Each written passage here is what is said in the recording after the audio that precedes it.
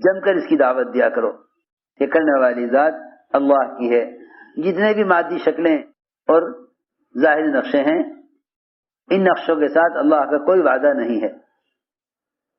یہ بات مسجد کے ماحول میں لا کر سمجھاؤ کہ جتنے بھی مادی نقشے پھیلے ہوئے ہیں ان مادی نقشوں پر اللہ کا کوئی وعدہ نہیں ہے. کیوں کہ سمجھنا اور سمجھانا یہ ہے کہ اللہ تعالیٰ کی قدرت وعدوں کے ساتھ ہے, وعدے حکموں کے ساتھ ہے. اللہ کی قدرت وعدوں کے ساتھ ہے, وعدے حکموں کے ساتھ ہے. یہ قدرت وعدوں کے ساتھ ہے, وعدے قدرت وعدوں کے ساتھ ہے, وعدے حکموں کے ساتھ ہے. نظام کائنات پر اللہ کا کوئی وعدہ نہیں ہے. نظام کائنات پر اللہ کا کوئی وعدہ نہیں ہے, کوئی وعدہ نہیں ہے. کیونکہ نظام کائنات قدرت سے بنا ہے, قدرت سے بن کر قدرت کے تابع ہے. اللہ کی ذات عالی سے فائدہ اٹھانے کے لیے سمجھتے تھے کہ نظام کائنات کا یقین نکلنا شرط ہے.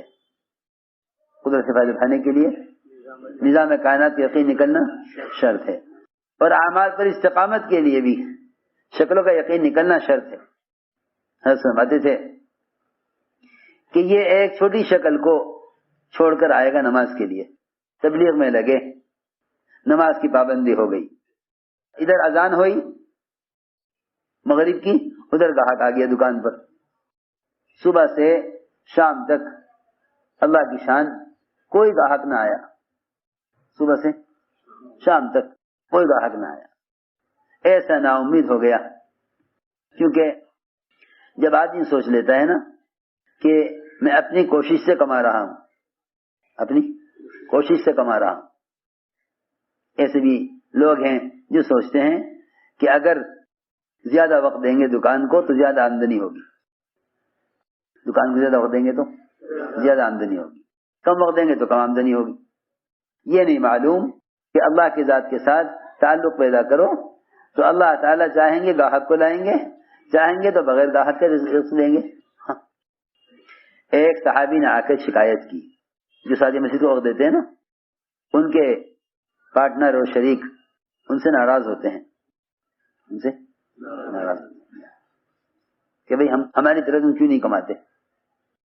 ایک صحابی حضور اکرم صلی اللہ علیہ وسلم کی مجلس میں رہتے, ان کا شریک تجارت وہ دکان پر, اس نے آگے شکایت کی کہ جی میں اکیلا کماتا ہوں اور یہ آپ کے پاس بیٹھا رہتا ہے,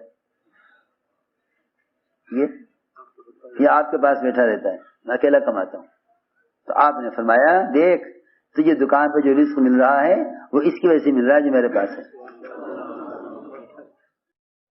حدیث میں فرمایا ہے کہ مسجدوں کو آباد کرنے والوں کے دنیاوی کاموں میں فرشتے مددگار ہوتے ہیں. یہ آدمی میرے کام میں لگا ہوا ہے, فرشتے جاؤ تم اس کے کام کو دیکھو. اب یہ یقین کام کرنے والوں میں سے ختم ہو رہا ہے, یہ یقین ختم ہو رہا ہے. میں نہیں کہتا کہ تم تجارت نہ کرو, میں نہیں کہتا کہ تم دکان چھوڑ دو. مفسر فرماتے تھے تجارت اور مشاغل اور اپنے گھر والوں کو بالکل چھوڑ دینا مجاہدہ نہیں ہے, یہ رہبانیت ہے, اور اسلام میں رہبانیت نہیں ہے, بلکہ ان دونوں کے اشتغال کو کم کرنا مجاہدہ ہے.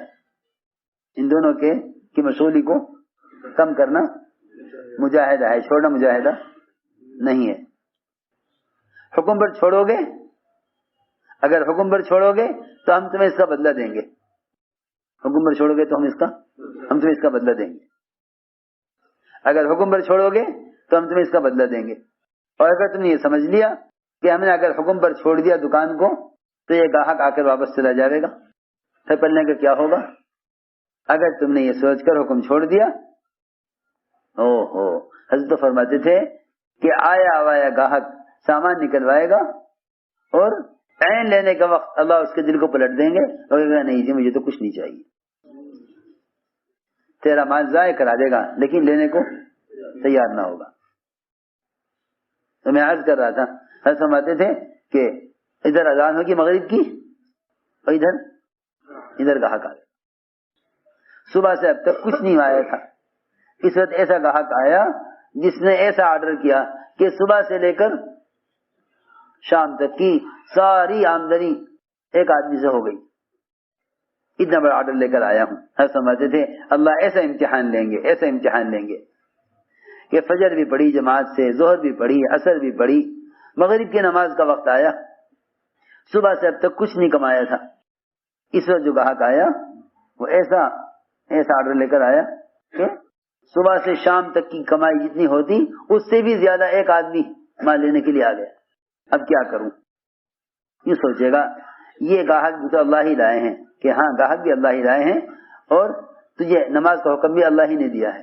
وہ دیکھنا چاہتے ہیں کہ میرے طرف سے آنے والے سبب کو میری طرف سے آنے والے حکم پر چھوڑتا ہے یا نہیں. یہ بات ہے اب دیکھنا ہے. چنانچہ اس نے کہا نہیں جی نماز مقدم ہے. گاہک نے کہا میں دوبارہ نہیں آؤں گا. کہ نہ آؤ لیکن میں نماز سے پہلے نماز نہیں چھوڑ، چلو نماز کے لیے چلو، نماز کے بعد دے سامان لینا، نماز کے بعد آؤ. اب نہیں. دیکھنے والے کہیں گے یہ ہے ایمان والا.